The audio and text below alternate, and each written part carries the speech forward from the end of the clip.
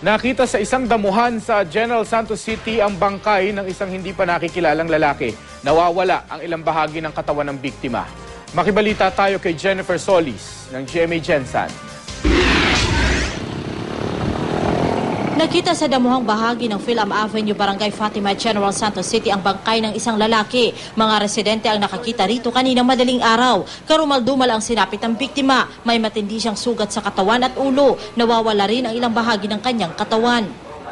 So far, karon wala pa. Nagpaabot sa mga kabanayan ni Muato rin sa tuwa. Karon muhatag ang mga information, background aning biktima. Kung tanaw na itong area dito na naman yung mga dugo dito nagkatag dito. Posible nga dito gipatay. Walang nakitang ID sa bangkay. Nahihirapan daw ngayon ang pulisya na makilala ang biktima. Humahanap na ngayon ang mga pulis ng mga posibleng saksi sa krimen.